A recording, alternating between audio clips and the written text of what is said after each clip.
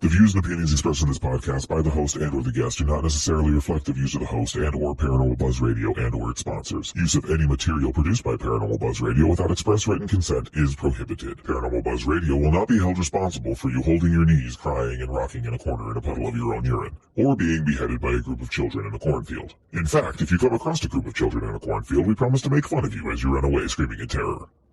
Listener discretion is advised. You are now entering the all-consuming realm of Shay's Paranormal Chat, where the things that are better left unsaid are actually said. Shut up and sit down.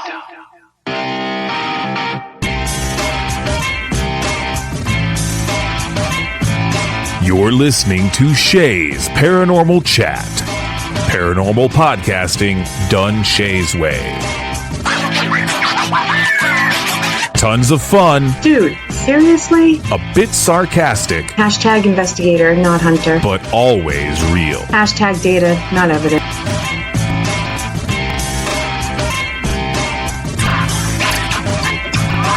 Don't get your panties in a twist. Oh my god, really? This is real, raw conversation.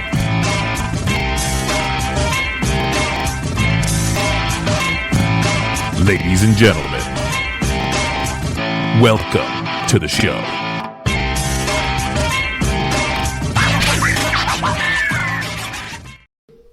Good evening, everybody. TGIF. I hope everybody is having a great weekend so far. And, of course, I'm having a good weekend because I am here recording with Mr. Chris Brown. How you doing? We talked over each other. How you doing? Oh, I'm doing good. Yeah. So Chris was with us last week, and he filled us in on everything that he's got coming up. This week is a topic conversation, and it's one that always interests me because I know quite a few psychics or psychic mediums, however they label themselves, and this one always gets me. I see some of them switching sides. So, are you ready for this, Chris? I'm ready. Okay, we're going to start. So, we're going to be talking about psychic mediums and if they use equipment and how they use equipment and why they use equipment. Because, let's be real, psychic mediums do not need equipment. Correct? Well, I wouldn't say we don't need it. Okay. It really helps with validation. You know what I mean? Exactly. Yes. So if I could get an answer from a spirit box that matches up to what I'm feeling, then it's like, yeah, like bingo, like there it is. That's what we need. Like that's the golden ticket that we're all looking for. Exactly. That's what I was gonna be getting to. But yeah. So, do you own equipment? I absolutely do. I actually just bought an S box, and I got it in my. Are people going to be able to see us, or is it just? No, but I can share it. But it's the red and black one, right? Yeah, the red and black one. So yeah, the S box from GhostStop.com. I just got one of those. I have an EMF detector. I have a little cat ball that I like to use. Yeah. But there's some time where I go on investigations, and it's going to sound lame, but I just want to be an investigator sometimes. And I want to see what the equipment holds as opposed to what I'm picking up on. You know what I mean? There is nothing lame about that. But, all right, can you briefly, because it's a hard question, describe how do you just shut that off and just be an investigator? So that has taken a lot of discipline and self-work to kind of shut that off. Basically what I do is I just try to mediumship and psychic work is all about awareness and shifting your awareness into that world. So as long as I keep my mind locked into the logical and the analytical, it tends to override the mediumship side of my brain, if that makes sense. Yeah, so I think it does. Yeah, so that's how I'm able to kind of turn it off. Is I'm just staying focused on the equipment that I'm using, staying focused on, shifting my energy towards allowing them to use my energy as opposed to allow them to blend with it. Well, that's a good way of putting it. Yeah. So what I do during investigations sometimes is I'll project my energy as much as I can, and just so the spirit world around me and the energies that are there can kind of feed off of that and kind of get stronger, or hopefully that's the idea. That's what I try to do, and then hopefully that will allow them to kind of use the equipment that I'm working with and other investigators are working with to their advantage, and hopefully it'll kind of boost what they're trying to do and what they're trying to get across to us. But that's kind of how I do it, if that explains it well. I think it does. I think that was very good. That was like the whole show wrapped up in 2 minutes. Oh, no. No. I'm kidding. Sorry. No, I like that. I really do. Because I'm an investigator, so all I have to do, I have feelings, and I might be some kind of empathical feelings, and but I'm not a psychic. I'm not a medium. Even though I've been told different, I'm not. But if I get this feeling and then the equipment does it at the same time, I'm like, yes. So I can't even imagine how somebody that's a 1,000% psychic medium feels like, in your face, bitch. No? Yeah, right? Yeah, what? What's up? Yeah. Yeah. And it's kind of, and it's that exciting, especially when it's like, I walk into a room and it's like, oh, I'm feeling there's an E name, maybe like Emily. And all of a sudden on the obelisk it says Emily. And you're like, holy shit. Yes, thank you so much. And it's like the spirit world's way of confirming for us that they're around us, that they're there. Well, yes. In a different way. Yes. But it's also, because, let me see if I can, and Chris knows he can kick me in the ass and correct me anytime I'm wrong.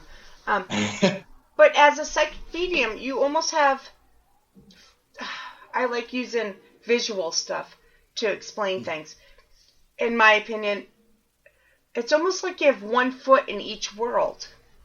Yeah. So anytime the equipment matches what you said, it's like, boom, yes. Just because, there's naysayers out there, but it validates you and gives you, Yeah, 100%. I fully agree with you. It gives you that validation to know that, what you're picking up on and what you're feeling is accurate, and that it's not just imagination. It's not just, what they call it, woo-woo. Right. But it also, it's validation for those watching. Absolutely. Because you're 80, 90% sure of what you do. But you have self-esteem issues. We've talked about it before. You have depression. So sometimes it's lower. So yes, it's validation for you. But it's validation for that person watching that's in the background going, I don't know about this. Yeah. Those skeptics that are kind of like, this guy's a medium. Yeah, sure, whatever. Yeah. And then it matches up with the equipment, and they're like, okay, well, maybe there is some validity to this. It can help shift a skeptic's mind to knowing that mediums are very helpful when it comes to investigations. Now, it's not to say that our word is law. I want that to be out first and foremost. If on an investigation, my word is not the law. My word. You could be wrong too. Oh, absolutely. And there's nothing wrong with that. Yeah, I can be wrong. I can have misinformation. I can kind of misspeak and things like that, and that's just human nature. But what I never do is try to say that what I'm saying is fact, or what I'm saying is the only way there is. I'm definitely open to other investigators to say okay, let's try different experiments. Right. Let's try different tools, try spirit boxes, and try to match our evidence together and work as a team to kind of get down to the bottom of stuff. Exactly. Yeah, Except not evidence. Data. Data, yeah. Yeah, that's right. That's right, yeah. But data, right? But you're picking up on vibes and feelings and spirits. So if you're trying to do an investigation just on your mediumship, who knows if you're picking up on somebody in the room with you, so that when you say you misspeak, that could be why, right? Absolutely. There could be times where, I'd be in a room and there's maybe 5, 6 other investigators in that room, and they're expecting John, who was a serial killer that lived in the abandoned asylum. But I pick up on Uncle Charlie, and nobody can take it because they're thinking, nope, that's not the Right. person that's here at this location. That's not what is matching our historical data. You know what I mean? Exactly. I think that's 100% could be what happens sometimes too. If I quote unquote misspeak or something like that, it could just very well be that I'm picking up on somebody else's loved one's energy. Exactly. Sure. I think so. Yeah. But there's nothing saying, it's not like you go into these things saying, I'm all that in a bag of chips, I'm going to be 100% right. No, it's hit or miss. But I do think sometimes... All right. So we just settled that. Before I lose my train of thought, how about this? Sure. All right. So let's say... Oh, I'm kind of proud of myself on this one. All right. Let's say you're in auditorium, whatever. You're going to do a gallery reading, right? Yep. And all of a sudden you get this energy, and you start talking, and you're waiting for somebody to raise their hands. Who's to say that's not energy left behind from the last people that were there? That's great. See why I'm proud? That would be very proud of it. No, that's very true. That's very true. There's always that possibility, there's always that feeling of like the spirit world being like, hey, my loved one was just here. Maybe you could connect with them. Yeah. You know what I mean? And they're not in the room anymore. And then during the event, it seems like I'm wrong because I say that I'm picking up on somebody and nobody can take it. Yeah. It's like, hey, I play baseball, well, blah, blah, blah, and everybody's like looking around.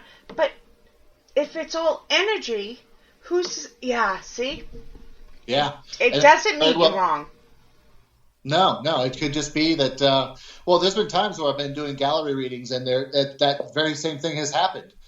Somebody actually left and got the loved one that I was talking about, brought them into the room, and I was like, okay, does this match X, Y, and Z? And they said, yes, it does. So it awesome. It was actually at Parafest last year, I think. Parafest last year is. I didn't make it to the Friday night one last year. Yeah, so it was during that event and during that gallery where I was bringing up somebody's loved one, and like I said, they ran out of the room to go get the person that I was talking about, whose loved one it was, and brought them in, and so it was cool validation that way too. It is. But there's definitely some times where it's like nobody can raise their hand, nobody can take it. It's like, so I have a straggler, like yeah. All right. It doesn't mean you're wrong. It just, but these days, let's be honest, it is kind of hard because everybody and their brother and sister and mother seems to be a psychic giving out on Instagram. My mother is now running my Instagrams. She's a co-owner, Deb Banks. We get messages almost every day. I feel a strong connection to you. And I'm like, fuck off. Like, I can't say that, but I want to. Well, and that's the thing. Nobody should be approaching you and telling you that, like, they're going to be reading you. It should be a permission basis only. Yeah, and that's why you and I have gotten along. Yeah. Because I will give permission sooner or later. No rush. No, I know. It just, as we've said, I've gone through some stuff in the past couple of years. Chris knows, but I don't really speak about it on air. Just the fact that I've gone through some stuff. So, but no, I do almost every day, multiple times. Gee, and it's always I'm drawn to you. Yeah. Yeah, I'm drawn to your energy. There's a lot of love and light around you. And exactly. And let me tell you, anybody that knows me, Chris can vouch for this. You are not drawn to my fucking energy because, let me tell you, my energy is like, fuck you, get away. That's, I'm not putting out, come feel me. No. No, yeah. I'm not putting that out there in the universe. It's like, go fuck yourself. Yeah. It's just like, leave me alone. Unless I have that not fake, but when I get myself psyched up to do something, same as you, probably. Yeah. And see, on the flip side, too, is I have people commenting on my post saying, if you want an authentic reading, contact me. Like, for a legit this, that, or the other thing, contact me for a reading. It's, oh, come on. So I just have to delete them. I do too. I don't, But that comes up, that brings me to another proud question. Yeah. Do you have anybody come ever, or do you think psychic mediums ever have people coming through to talk to them? Have you ever had, like, Uncle Joe come to talk to you? Yeah, my loved ones absolutely talk to me. Oh, wow. Now, here's the thing. There are some mediums that will say that they don't have a connection with their loved ones. And there's some mediums that say, like, you need another medium for the validation's sake. Whereas, like, I don't think that's true. If we as mediums are really doing our job, we're not needed.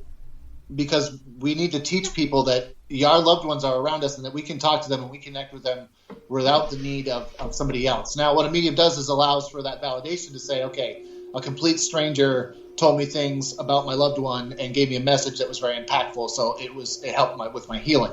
But, for anybody that's listening, you can talk with your loved ones and you can have those conversations, and it's not just you going crazy. They're really talking back. It's just, we have to trust that they're out there, and we have to trust that they're watching out for us. You know what I mean? And that's where it gets difficult, because you could say it's my imagination. Oh, it couldn't be my Uncle Joe because it's just my imagination. And that's where it gets tough. But to answer your question, I definitely do have my loved ones that come to me. My friend Lenny comes to me all the time. I'll be in my truck and I'll look over and I'll see him in my mind's eye. And I'll be like, oh, hey, buddy, how's it going? And he'd be like, hey, it's going good. Like, I just want to pop in and see how you're doing. You know what I mean? And it's awesome every time. Or I'll have a song that reminds me of the country song. What? Go on. I'll hear a song that reminds me of somebody, and it'll kind of like trigger my kind of like, be like, oh, hey, thanks for the message, or thanks for the info. So it's awesome when that happens. There's a country song about a guy riding in somebody else's truck and he shows up. Is there? I'll find it and send it to you later. Okay, all right. Yeah. He buys. Yeah, cool. I'll find it. I don't want to turn this into a country song thing, but I will find it, and you're gonna kiss me after. But if it's a message just for you, I can't, unless it's a really good one. Like you said, you're very private. You're also not going to go and share it like, hey, Uncle Joe just came to me. You're not going to be on Facebook Live saying, Uncle Joe just came to me. You're just going to absorb it and listen, and so you don't need validation for that. No, but I do, though. I would love to see a medium, and I'd love to kind of have them tell me all the things that I tell people. You know what I mean? But you can't control when Uncle Joe comes. So if it's just you sitting in your bathroom, you can't, right? No, you can't control that. It's totally random. But what you can control is like when you talk to them. Like if they're being intrusive, you can say, hey, maybe not now. And push that bubble out a little further to. Yeah, because like we all have that. We have to set boundaries for the spirit world as well, and that's where remember earlier you had asked me how you turn it off. Yeah. So that's kind of like setting boundaries is how you turn it off. Yeah. Like setting boundaries. Well, saying like, listen, when I'm in my normal space and when I'm doing my own thing, like I need to be me. I need to have no contact with you. You know what I mean? Yeah. See, I don't understand the difference between a psychic medium and myself, because when I go to a location, I need to, I call it a bubble. I need to put this layer out, and if things get stronger, I need to make that bubble bigger and bigger just so. This is why people think I might have some kind of something I don't want to be messed with. So I have to have a fake bubble like around me. And if things get weirder and weirder, I push it out stronger and stronger. Yep, that's that's when I was first developing, when I was first starting out, that's what I had to do as well. And that's kind of, it helps you kind of build that foundation and build that boundary with the spirit world and let them know that like they can't get into your energy unless you have permission. You know? Exactly. Yeah. Just like people. Yeah, just like people. I mean, they were people once. You know, I mean, they're living organisms. They're just in a different form, so they can definitely follow our kind of laws of the universe and kind of our boundaries as well. Yeah. All right. So while we're on boundaries, let's talk about for the average person. Okay. What kind of boundaries do you think they can set? Like me, just as an investigator, or the average Joe. That's just because you always hear what kind of what's the word? What kind of practices do you use to protect yourself? So, what do you think the average Joe, if any, can do to protect themselves? I think kind of very similar to what you were talking about is kind of building, like kind of imagining yourself like in a white light or a white bubble or even a pink bubble, you know, pink for kind of unconditional love. Yeah. You can imagine yourself in that sort of a thing. But like, I mean, some people do it like they imagine themselves in chainmail armor. You know, sometimes people imagine themselves I never as heard trees. that. That's a good one. Yep. So sometimes they're in chainmail armor. They imagine themselves in. Sometimes they imagine themselves as trees, very rooted to the ground, very tall, very sturdy, very strong.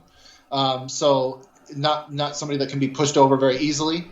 So that can be something that they can do. You can also verbalize before going into any location with the spirits that are there. Just say, hey, look, I am not here to have you follow me or be attached to me. I'm just here to learn more about you. I say you don't have permission to touch me. Yeah, exactly. Yeah. Go into the location and talk to them just as if you were to meet a human being in person.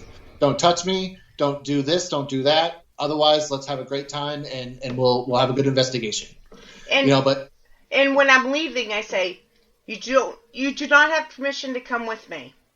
Exactly. And mind you, this stuff might not ever always work, but it has so far for me. Like, yeah, I find that it does. I find that the spirit world to listen. You have to really mean it, though. Oh yeah, if you have a shadow of a doubt in your mind, then that gives them permission, especially the darker energies. Yes. To kind of like, oh, okay, well, you didn't completely say no, you know. Yeah. And people hear me on the show talk about it as intent. My intent going into this is, I'm here to talk to you. You do not have permission to touch me. You don't have permission to attach to me. And then you say the same thing when you leave. Thank you for talking to me. I so appreciate it. But you have to stay here. You do not have permission to come home with me. Exactly. Yeah. And that's what you can do. It's as simple as that. It's just as easy as kind of, like I said, imagining yourself in different ways to kind of keep yourself exteriorly, kind of your energy protected, and kind of interiorly letting them know, and maybe even outside too, just kind of being like, yeah, like you said, you're not allowed to follow me home. You're not allowed to attach yourself to me. Like, you need to stay here. And thank them for the time that you spent with them. Yeah.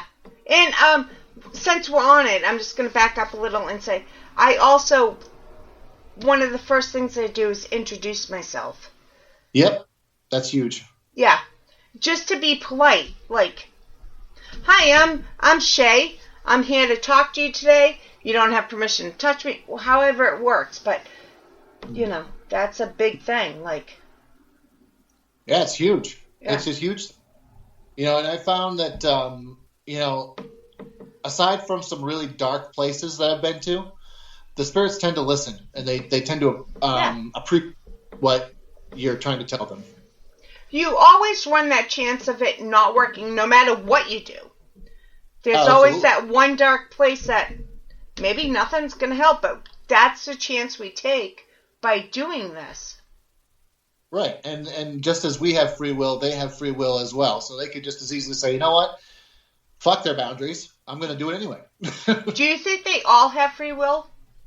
I think so.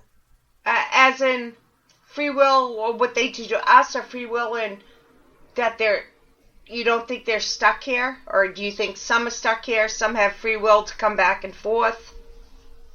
So it's funny, is like the energies that I think are stuck or that are still here that haven't crossed over, I feel like they're just pieces of the energy that was the person. Okay. Yep. You know, I use this analogy. You know, Harry Potter. Did you watch Harry Potter? Oh, my daughter makes me watch it almost every year. All of them every year. So you'll get the reference. Voldemort has Horcruxes. Yeah. These things that he puts his soul into.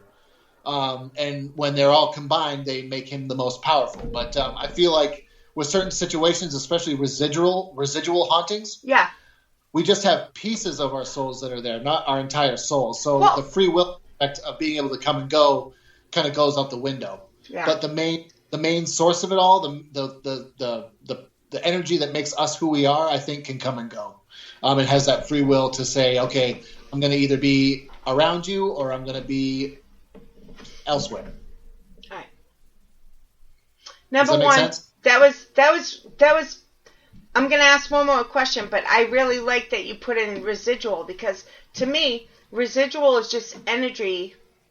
It's not the soul. It's just something being played over and over again. Right. Like so it's not, right? Yeah. Yeah. 100%. That's how. So I already forgot the second question though. Oh no. It was good too. Every time we talk, you just blow my mind, and I wanna. So non-residual. So like, all right. Here we go. Here's how I describe the difference between ghost and spirits. So tell me if you think I'm wrong. Okay. Spirits have the choice of coming back and forth. Ghosts have not crossed over and they're stuck here. So my only gripe is I don't like the word stuck. All right.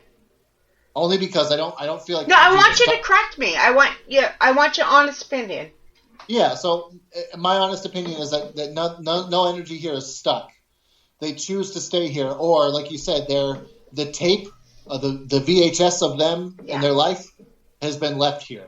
All right. And then somewhere else, right? So I feel like that's why it's like it's not necessarily that we're stuck here. It's maybe that residual energy is just on a time loop, and it just keeps kind of replaying over and over again. But that's not like the true essence of who they were as people. It's just a snapshot of who they were in that time frame. Do you think intelligent people can fit into that criteria too and kind of answer you back, but they're not quite stuck here? That's a great question. I would imagine that, that's I don't know. Yeah. I really don't.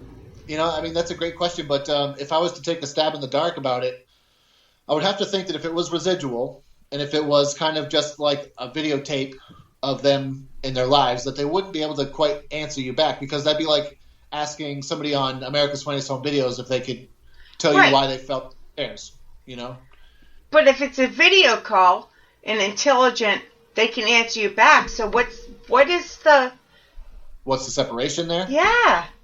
Yeah. So I think, like you said, there's spirits that are around us, and there's spirits that are kind of like intelligent and they can respond.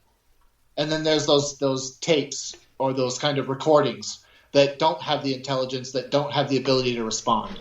And I think that's where the difference is. I think that the energy that allows for it to be intelligent, it's not on that time loop. It's not a snapshot. It's a continuous. But the snapshots aren't, like I said, it'd be like asking the television to tell you why.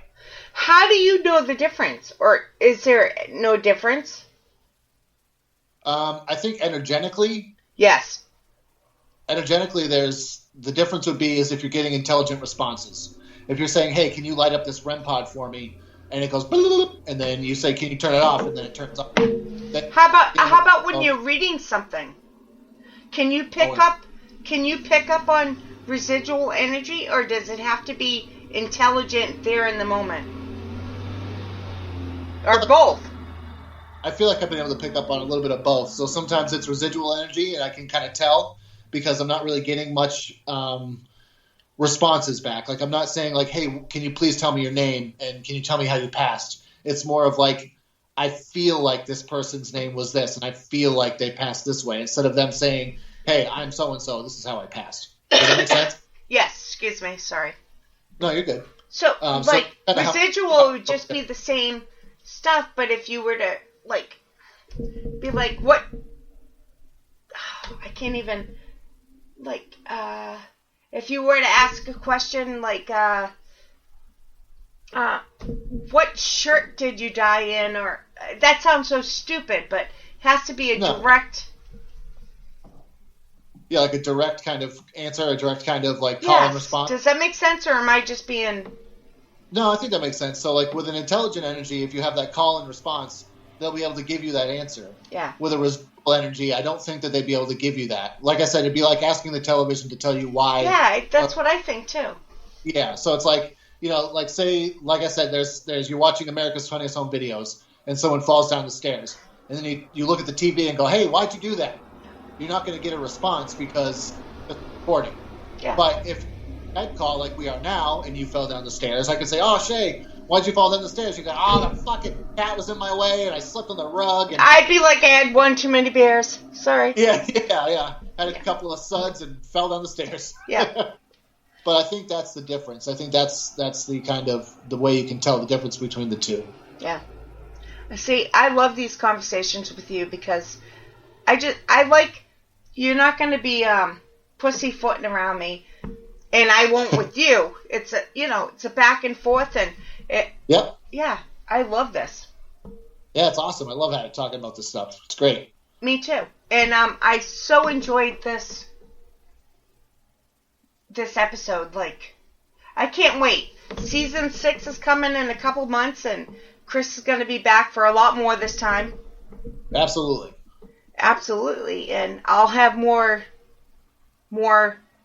questions that I'll be like, hey, what about this? And throws them for a loop.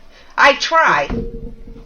You did though. You threw me for a loop earlier, and I was like, I don't really know. Only once though. But you did answer some stuff. I love it. I like the back and forth, and yeah, I can't believe next time you're going to be on, it will be season 6 of Shay's Paranormal Chat. Jesus, that's crazy. It is crazy. Unless I squeeze them in one more time, it's getting kind of close though. But yeah. But all right. Can you throw out your social media one more time for people? Where do they find you? The event you're going to be on? Yep. So, like I said, this coming on May 6th, I'll be at Hearts Up Hall with Matt Warner. May 13th, I'll be at the Falmouth Footlights Theater. In August, I'll be at the Wilson Castle, and in October, I will be at Pearfest. I'm sure there's going to be more in between there, and I'm sure I'm forgetting some, and I apologize for that. Also, you can find me on Psychic Medium Christopher /Facebook.com. And you can also see any events that we're doing on the team I'm a part of called 207 Paranormal. We have a lot of ghost tours and ghost camps that we're doing at Fort Knox right in Maine. So you can check us out there. Yeah, 207 is just 207 Paranormal on Facebook. That's correct, yep. Yeah, so check them out. They are awesome. I am going to get to Fort Knox sooner or later. I'm really going to get there. So I've been invited quite a few times, but I just... Yeah, it's a long drive. It's a long drive for me. I mean, so I can't imagine for you. Oh, yeah. All right, guys, thank you so much. Be sure to check Chris out on his social media because not only is he a great psychic medium, Chris is a great person.